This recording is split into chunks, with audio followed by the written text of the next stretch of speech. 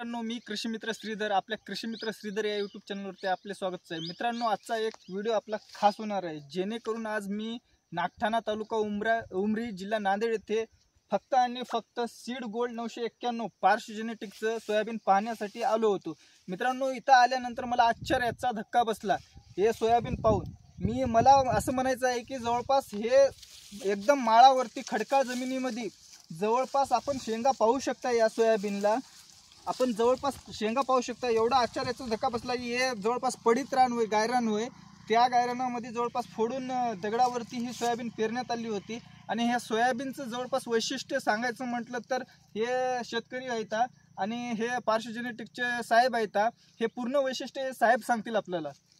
सांगायचं तात्पर्य म्हणजे हे की बाबा ही हे आमची सीड गोल्डची बॅग यांच्या वडिलांना 4 बॅगा यांनी दुसऱ्या आमच्या आणल्या होत्या।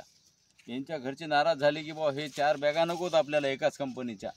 तर त्यांनी काय केली, 3 बॅगा वापस केल्या, दुसऱ्या कंपनीच्या आणल्या आणि आपली एक बॅग त्यांनी वापस आणली। बाबा एक बॅग टाका म्हणून दुकानदाराच्या म्हणण्यावर। दुकानदार जय किसान कृषी केंद्र उमरी यांच्याकडून यांनी एक बॅग आणली आणि दुसऱ्या कंपनीने 3 बॅग आणल्या आणि ही एक बॅग त्यांनी एकदम खडकाळ रानामध्ये पेरली। तर आज बघू शकता तुम्ही, हे बघा बिलकुल कोणत्याच प्रकारचा व्हायरस नाही आहे आणि कोणत्याच प्रकारचा रोग नाही आहे। खताचा फक्त 1 डोस दिला यांनी आणि फवारण्या 2 झाल्यात आतापर्यंत।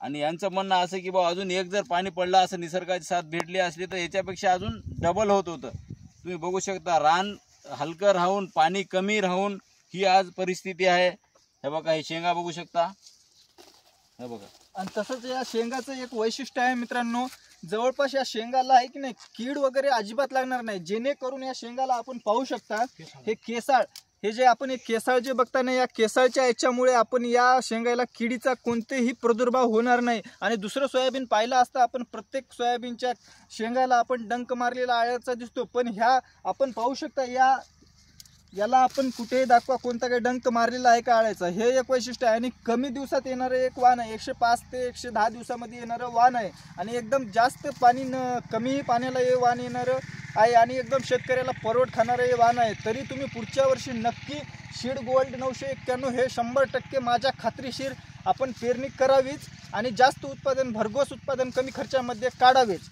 आणि वाढ पण भरपूर झालेली आहे, खडकावर एवढी वाढ होत नाही सहसा।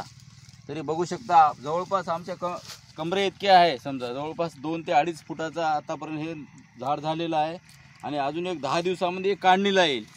आणि जवळपास एकंदरीत आपल्याला जर ह्या कंपनीचं आपल्याला जास्त इन्फॉर्मेशन, जास्त माहिती पाहिजे असली तर माझ्या स्क्रीनवरती नंबर देतो आणि त्या कंपनीशी आपण सरांशी संपर्क साधावा व अधिक माहिती मिळवावी ही नम्र विनंती। चला तर मग आपण भेटू पुढच्या व्हिडिओमध्ये। धन्यवाद।